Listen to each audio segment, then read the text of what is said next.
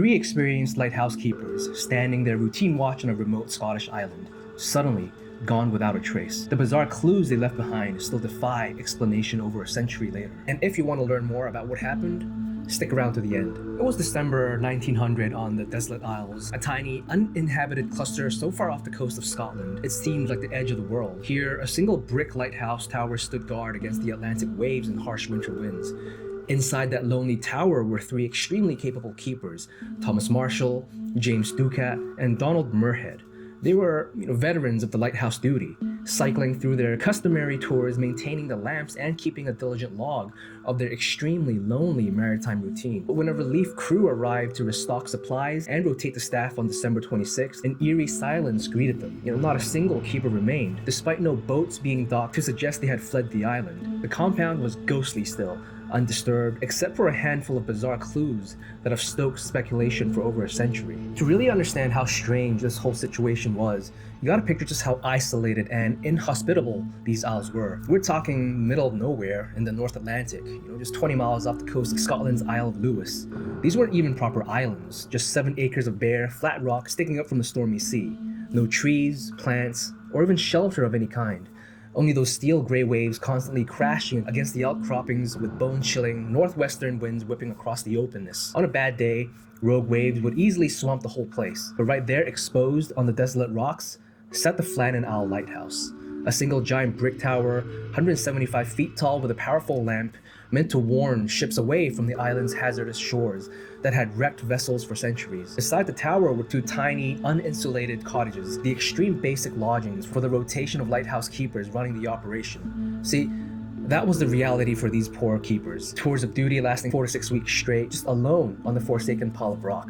No contact with the outside world, except whatever cold rations and supplies that the relief boat would drop off periodically. They cooked with paraffin, collected rainwater to drink, and just dealt with the endless Antarctica winds and salt spray wearing everything down. Day after day, the howling isolation of that spot, it was enough to swallow a man's mind whole if he wasn't cut from the toughest Scottish island stock. Which is why the 3 keepers assigned there in December 1900 were such experienced, unflinchable salts accustomed to that kind of back-breaking hardship posting. Made their eventual vanishing all the more baffling. But I want to talk a little bit about the 3 keepers first. So these 3 who were manning the Flannan Isle lighthouse in December 1900, they weren't your typical lighthouse lackeys, We're talking some of the most experienced, capable salts working those hazardous northwestern lights. So first up was Thomas Marshall, the old man of the group at 53 years old. But don't let his age fool you. Marshall was a grizzled veteran who'd been keeping those lamps burning for over 40 years, ever since he was a kid himself. He spent most of his career posted at some of the roughest, most isolated towers up in the Outer Hebrides Islands off northwest Scotland. The type of unforgiving, frozen rock spits where one mistake means meeting a real nasty end. But despite all those decades wrestling with wild storms and biting salt winds, Marshall never had a single blemish on his record. He was the epitome of a steady, reliable hand that the lighthouse authorities knew they could count on for even their most brutal postings. Then you had James Ducat, the youngest of the 3 keepers at just 43 years old. But Ducat was a rising settled star who'd earned a reputation as one of the Lighthouse Commission's best. He was meticulous, skilled, strong as an ox from years of back-breaking work, bouncing between the most miserable, godforsaken lighthouse stations imaginable. The guy paid his dues at some real hellish rocks like Barrowhead and Monarch Isles before Flannan, 2 of the most bone-chilling, death trap postings in the entire service. But Ducat always kept his wits about him. Demonstrating exceptional technical proficiency and dedication to the job no matter how soul-crushing the conditions got. So rounding out the trio was Donald Muirhead, the 51-year-old veteran keeper acting as officer in charge for their spell on Flannan. Just like his counterparts, this was far from Muirhead's first rodeo running a desolated lighthouse watch. He spent years building his experience at some of Scotland's most gullible stations like Dunnet, Rattray Head, Hoxa, reassuring the same stalwart professionalism under enormous stress and deprivation. Make no mistake, these 3 were the Lighthouse Commission's band of rough and rugged brothers for a reason. Their reputation for trustworthy character and skilled, chiseled resilience in utterly inhospitable conditions were second to none, which is precisely exactly why they were the poor keepers chosen to stake out that barren, frozen, salt-battered Alcatraz in the first place. Okay, so this whole mystery really kicks off on December 20th, 1900. That's when the Hessinus ship is scheduled to make one of its quarterly supply drops and staff rotations at the Flannan Isle lighthouse. Except when they show up, there's zero sign of the three keepers on duty, Thomas Marshall, James Ducat, and Donald Muirhead. Now at first, the Hessinus crew figures, well, maybe they're just hunkering down from some nasty winter weather. These were salty old lighthouse vets after all, so they hang around for a few days waiting to see if the keepers will eventually emerge. But an entire week goes by and those keepers still haven't poked their heads out to signal the relief boat at all. So by this point, major red flags are waving for the Hessinus crew, because in all their years running these resupply rotations, they'd never encounter a situation where capable keepers just simply don't respond. Doesn't matter how intense the conditions got, those lighthouse salts always made sure to be ready and waiting for their relief, no questions asked. So against their better judgment, a few unlucky crew volunteer to row over in a little punt and scope out what exactly is going on over in those desolate, wave-crashed rocks. And that's when they start uncovering some real brain-twisting, inexplicable stuff. The first hint that something is not right, every single door is wide open. Both the exterior storm doors and the interior locked entrance.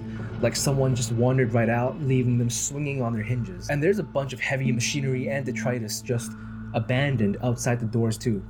Almost like those keepers just put their duties on pause and stepped away for a stroll outside. Only they never came back inside, because the living quarters are completely disheveled and trashed. The keeper's bed are all unmade and left in chaos. Busted plates, decaying food scraps, just a total mess, like they got up and left right in the middle of the daily routines without a care. But here's where things take a turn into the Twilight Zone territory.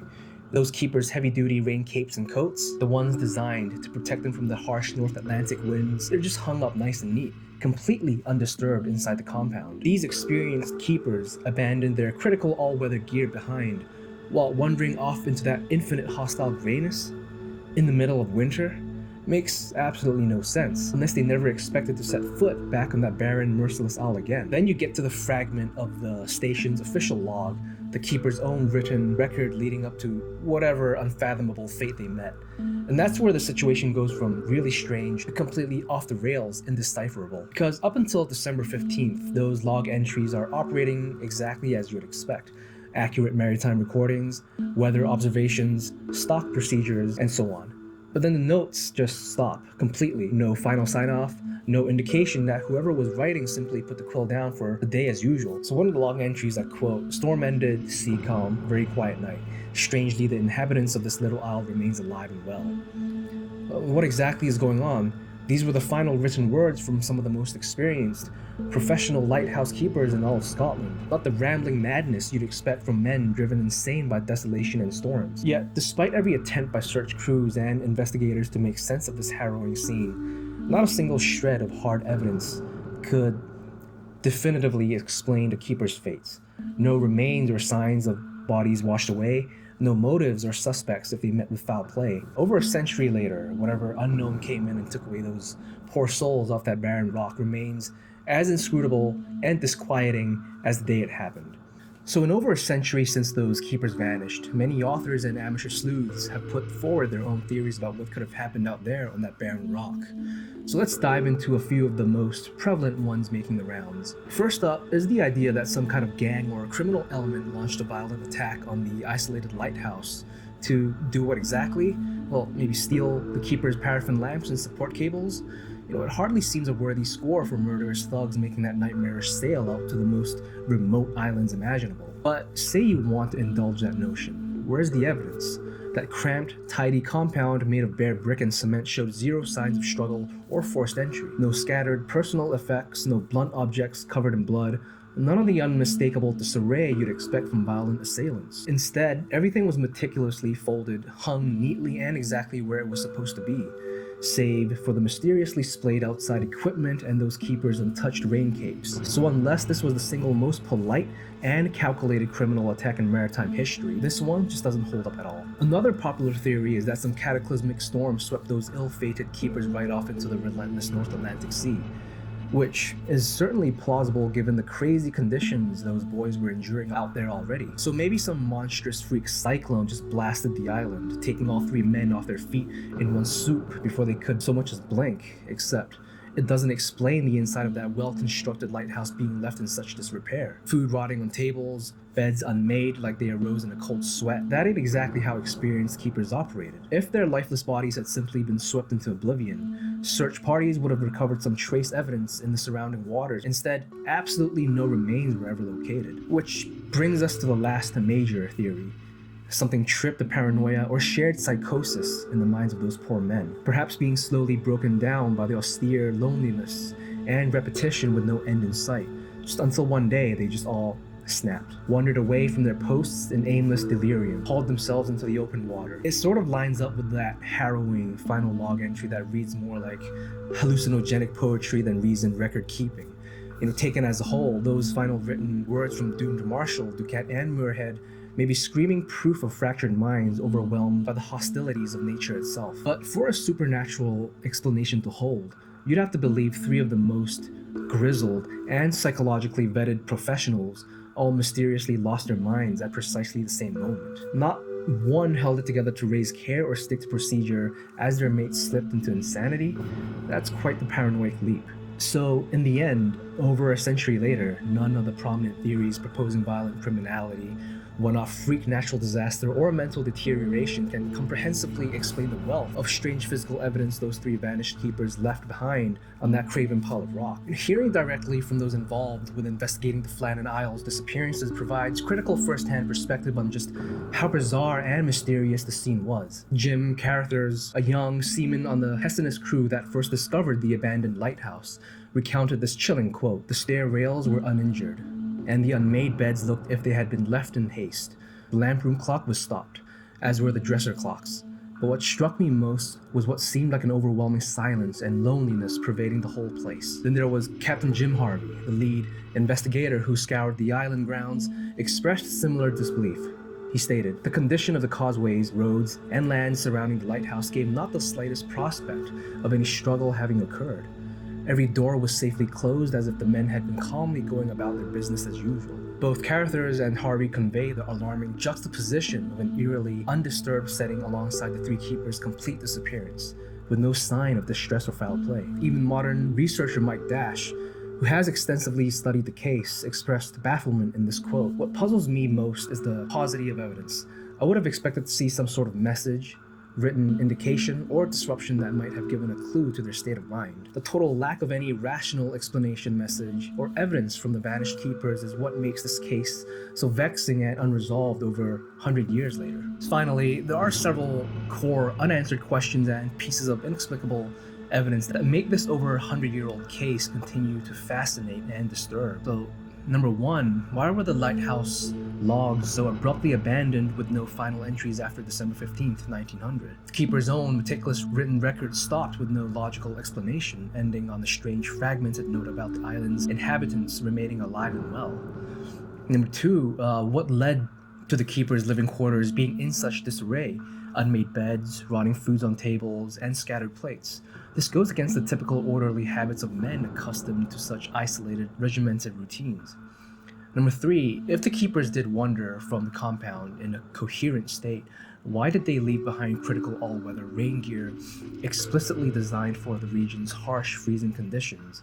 It makes no sense they would venture out unprepared. 4. How did all three experienced, skilled keepers vanish so completely off the remote island without a single piece of evidence like remains, belongings, or signs of struggle? No rational scenario easily explains their simultaneous disappearance. And then number 5, perhaps the most puzzling, what could make such dedicated professionals who rotated through these multi-week tours for decades completely abandon their posts with no warning, distress signals, or communication attempt? With no personal items, human remains, or any other substantial clues left behind, the disappearance seems to have unfolded in an abrupt fashion, almost an otherworldly or instantaneous removal from the island itself. So over a century later, this unsettling lack of rational explanations and bizarre crime scene evidence continues to fuel speculation, from rogue storm theories to paranormal interdimensional abductions. So to this day, it remains one of the most baffling unsolved mysteries of all time. Thanks for watching. So I appreciate for those who've made it to the end. Thank you for being patient.